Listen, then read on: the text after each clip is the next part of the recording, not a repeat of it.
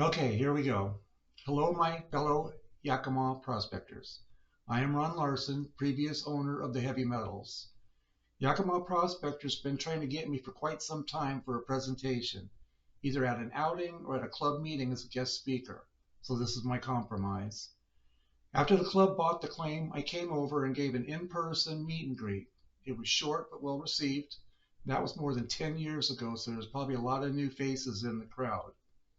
Topics of this presentation will include telling you a little bit about me, how I got started with gold prospecting, the history of how I came to own the heavy metal, and why is there a Heavy Metal II.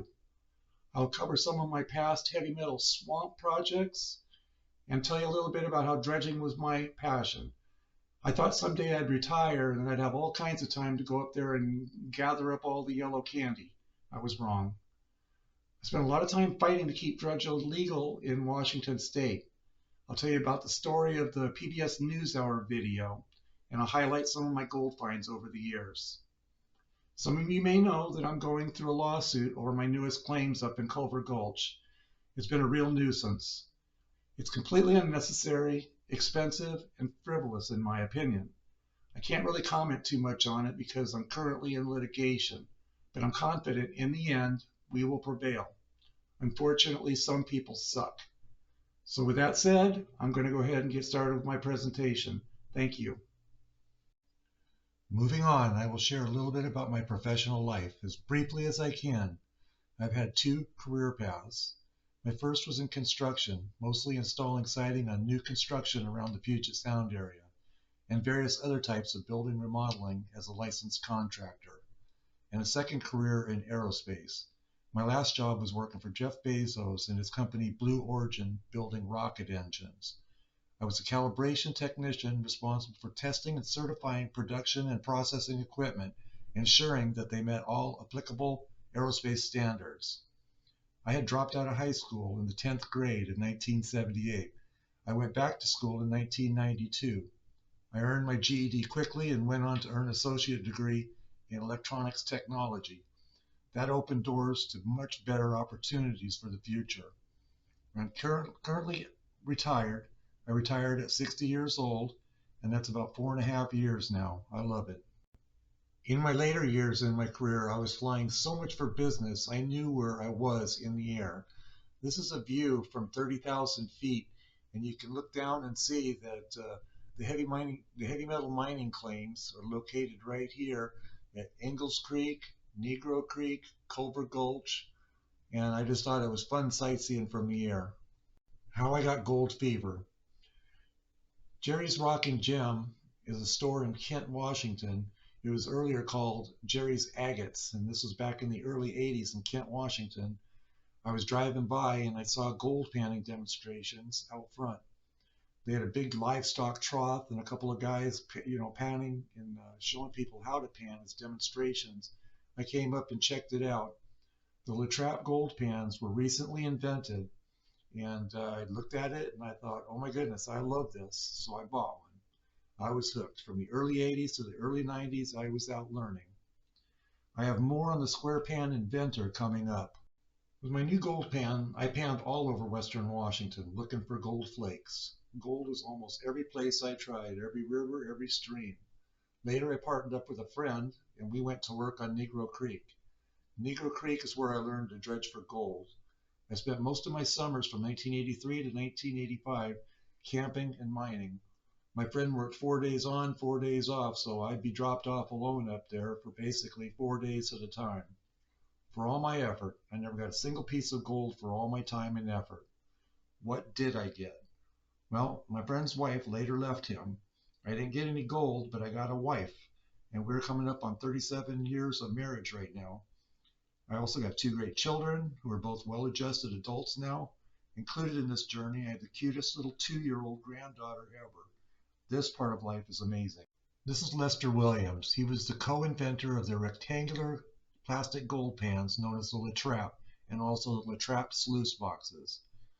Lester owned the heavy metal before I did. This is a screenshot of Lester demonstrating his panning techniques in a video that is available on YouTube. As you see, there is a younger version of me sitting next to Les. I think at this time Les was still the owner of what later became the heavy metal claim. I'm going to go into next on how I got the claim. Lester Williams was leasing 5 claims from Bill Priestley, who held most of the hard rock claims in Culver Gulch. The company's name was Montana de Oro. He paid a 10% royalty to Priestley.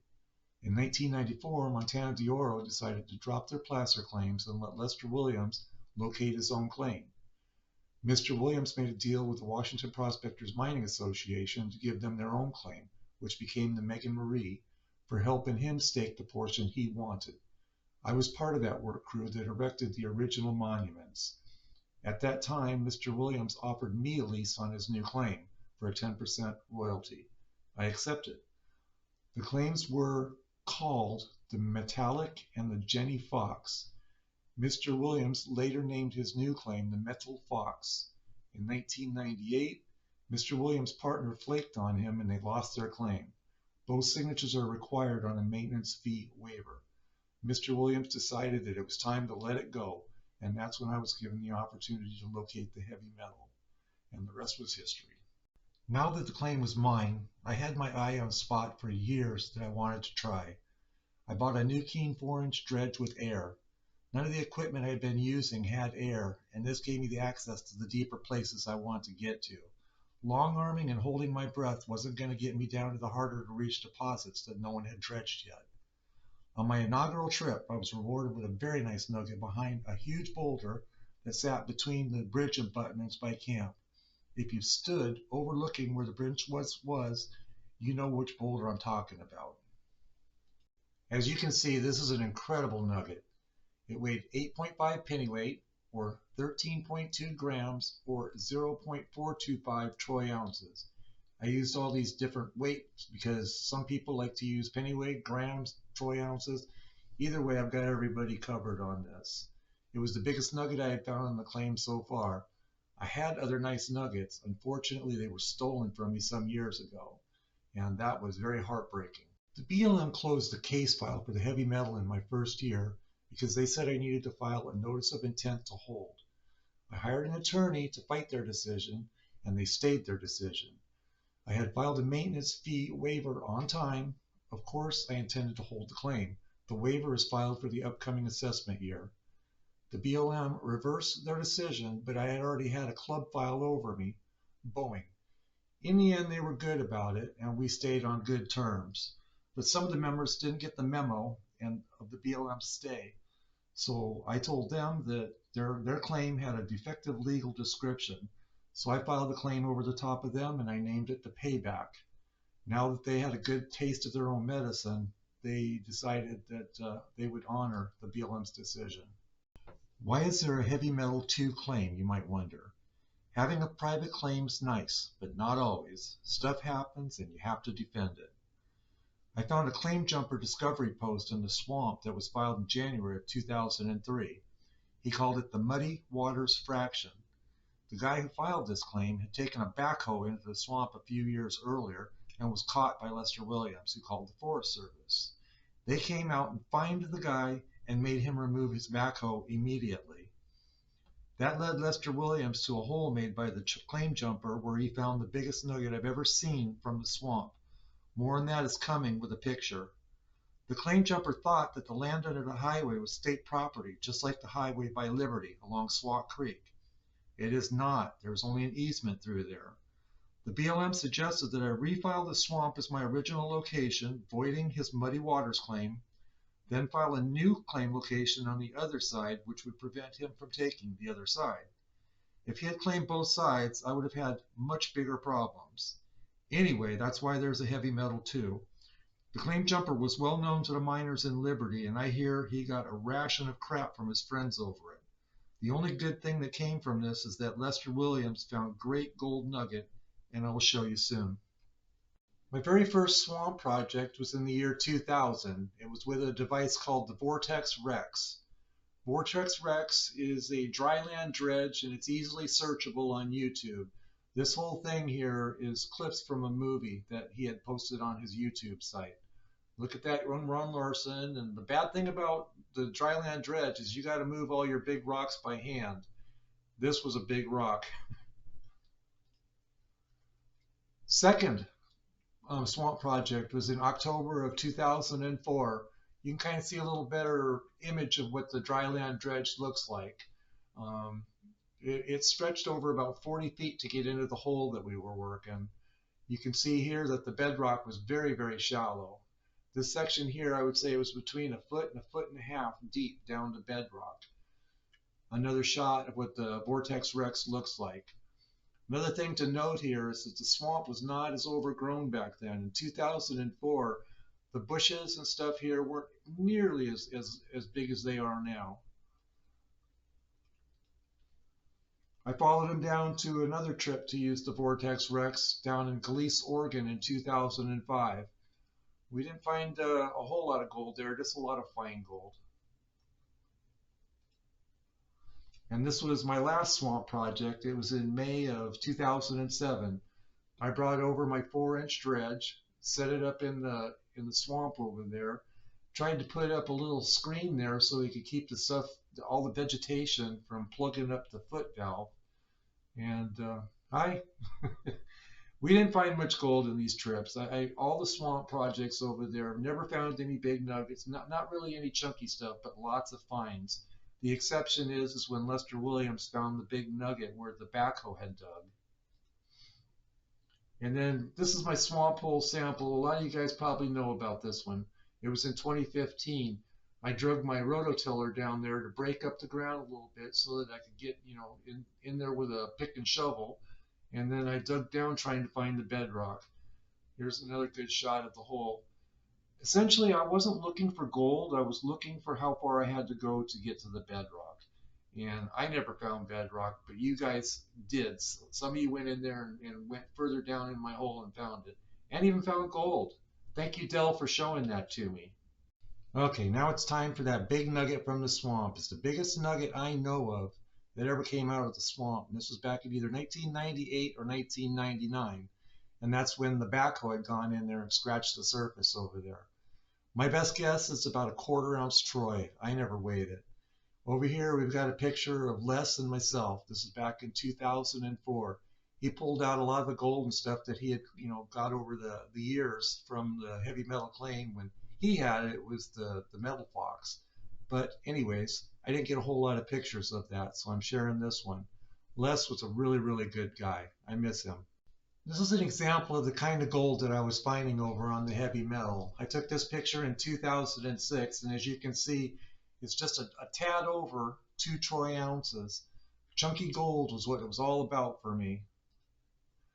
And while I stayed up there, I had some home away from homes. This here was a tent trailer and my pickup truck, and that was kind of a bugger to get it in there, but I managed to do it every time. And this is a little motor home that I had. Again, home away from home. Nice little place to park. I'm sure a lot of you are familiar with this. There's the fire pit. And then down here is a trip I took, not to dredge or anything. I just brought my daughter up for the weekend. And we had a really, really nice time. Kind of the funny thing about having the tent trailer and the motor home is I was always stressed out. Every time I was driving up to the claim, I was, as closer I got, I was looking and looking and looking, hoping that there wasn't other, motor homes or tents or whatever in there, because I needed all the room I could muster to, back around in there and get set up. Dredging underwater was my passion, but the writing was on the wall. Dredging was under attack every year. I was involved in our fight in the legislature, but I was getting burned out. This is a draft mineral prospecting rules from 2007. I was working with a lot of the people in the background, going over all the proposed rules and coming up with ways that we could, counter whatever they had and educate the legislature wherever possible. Here's some pamphlets that I had written up, little trifolds, and these were used for like a Olympia lobby day. So these were basically printed up and handed out to legislators and at a booth that the Resources Coalition had, so that we could pass on the word that the dredging and the mining and stuff wasn't something evil. In fact, I had a little sample there of some of the past studies that had been done that showed that the effects were de minimis. Basically, there's no reason why we should be banned. For about 10 years, I was the webmaster for Resources Coalition and one of the board members. So I always kept our readers up to date on various critical, legislation that was coming up and continuing the fight. I was also the webmaster for Bedrock Prospectors. I was on both for about 10 years, helping to fight for our rights. Fish Not Gold made me the poster child of the evil Washington State miner who's killing our fish. Boy, I look terrible, don't I? Fish Not Gold was basically a grassroots campaign. They teamed up with other fishing organizations to stop suction dredging for gold and place major limits on all mining in Washington State. The two principal organizers were Kim McDonald and Kent Lufkin. Who is Kim McDonald? She was the co-founder of Fish Not Gold, hell-bent on ending suction dredging. The things that we found out about her initially was that she was an attorney. She had a business called Sherwood Consulting, which is an environmental business located in Seattle. She had worked for the National Audubon Society as a grant writer. She had a master's in forestry and then later earned her PhD in forestry. Later, she became a salmon habitat activist. And since she's become the habitat director for Trout Unlimited. She showed up on the HeavyMetal II one afternoon as I was packing up, getting ready to go home. She seemed out of place, dressed up in full fly fishing gear, like she was modeling for a magazine. She was looking over my claim. She didn't seem too overly friendly, but I had no interest in her. I needed to go pee somewhere before my 2-hour drive home, and I didn't know where she was. Last thing I want to do is stand by a tree to urinate. She pops up and sees me. I had forgotten about her quickly. Later, when Fish Not Gold issues started, I recalled the encounter, and it made a little more sense. She was taking pictures of me and my silty water. More pictures of HeavyMetal II popped up on their website, Fish Not Gold. She and they had been stalking me. Her bio did not make sense to me, so I started digging a little harder to find out who she really was. My theory is that I was the only private individual claim amongst all the clubs up there, and they thought I would be an easy, stupid target. Robert Lufkin was kind of the same. He had his own business, but his arrogance towards me set off my spidey senses. I had a couple interactions with Lufkin on his fishing forums. He was an absolute smug asshole. It turned out he was no angel either. This was their website. They had this up during the whole campaign. And if you look at this closely, you'll see that it says the HeavyMetal II, placer mining claim, and my name, Ronald A. Larson. So they were using me on their webpage as, kind of their go-to. So that kind of links this to the HeavyMetal II, HeavyMetal, and me. And that's why I'm so obsessed with this. These two people were very, very evil, in my opinion. Well, they messed with the wrong miner. Kim McDonald's actually Kimberly Ann McDonald, and she was a bad girl who was sentenced to prison. She was our troublemaker. In 1990, she was disbarred by the State Bar Association for misappropriated client trust funds. And in 94, she pled guilty to one count of bank fraud and, just went on and on from there. She was sentenced to about 2 years in prison. In 1997, they filed charges on her again, and this time they found her guilty.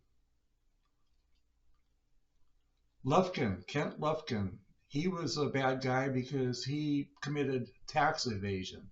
He started his own little Universal Life Church and was basically trying to write off taxes he wasn't, entitled to. He was found guilty. I outed both Kim McDonald and Kent Lufkin on their favorite fishing forums, so everyone there knows what kind of scum they are. McDonald still worked with Gail Tarleton, a former member of the Washington State House of Representatives for the 36th Legislative District. Eventually, they achieved their goal, banning suction dredging in Washington State. I sure missed the good old days. Like I said, I think these guys thought I was stupid.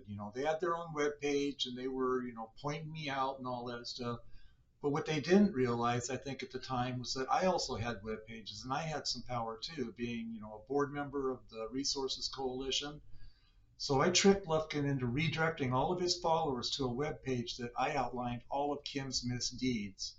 Basically, I put up a post on the Resources Coalition complaining about the fishermen, especially the fly fishermen, how they kill fish. They go out there and every little nibble they get, they rip the lips and jaws off a little fish and they just wander off and die. So I put this up, and then he decided to redirect all of his viewers and friends and stuff to that website to look at all the stuff that I had wrote. But what really happened was I created a new web page. So when they click to see this story about fishing, data mining dredges up the dirt on Kim McDonald. So basically, everybody wasn't going to that website where they were going to talk about the fish. I outlined every stinking thing that Kim McDonald had done. It was a blast. I wish I had the analytics for that because it got quite a few views, and I'm sure most of them were fly fishermen and trout unlimited. In 2015, after the Yakima Prospectors already owned the Heavy Metal II, it was brought to me that there was a video being made that was going to appear on the PBS NewsHour. You can see that I was one of the people in there, and there's my arch nemesis, Kim McDonald. This thing's about a 7-minute video. You can find it by Googling PBS NewsHour Ron Larson or PBS NewsHour Hunt for Gold.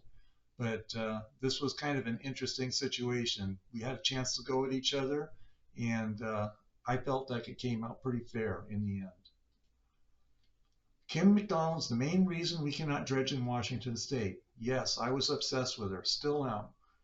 I will end this with one more little small video clip of her. What a terrible lying witch she is. Karma will get her eventually.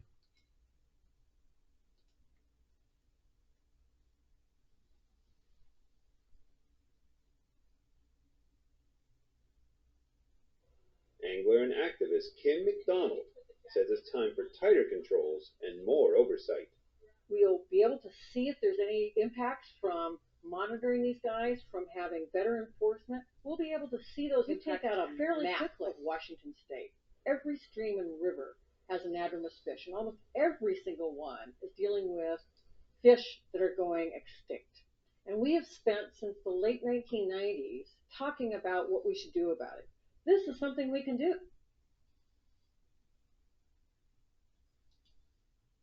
She is a horrible liar. Okay, now we can finally move on to the beautiful, chunky Pesentation Creek placer gold. The following video I'm going to show was filmed on July 2nd, 2012. It was my biggest nugget.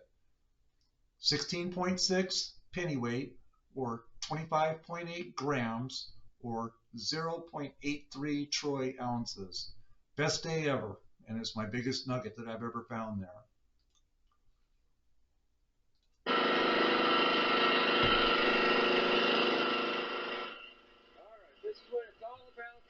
Go through all this hard ass work.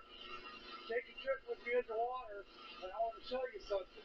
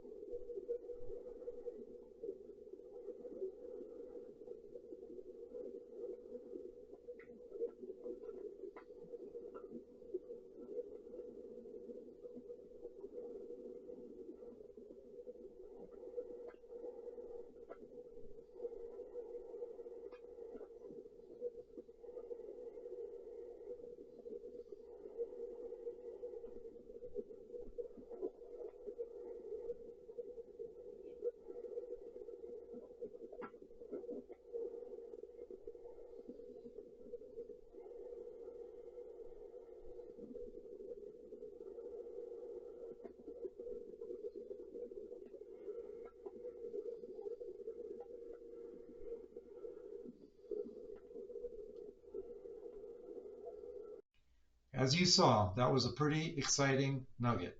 2 days later, on July 4th, 2012, I finished up the pocket, and I found another nugget that was pretty darn nice. This one right here was 5 pennyweight, a quarter troy ounce. Very sweet. This is a picture of the hole on the first day after I found the nugget. It was down here in the bottom. I'd estimate the depth of it down to the very bottom of that hole was about 6 feet. Chunky Pesentation Creek nuggets was my thing. And I relish every minute that I had there. It was the most beautiful thing to do underwater, finding all these nuggets. Here's a little video of some of the other stuff that I found.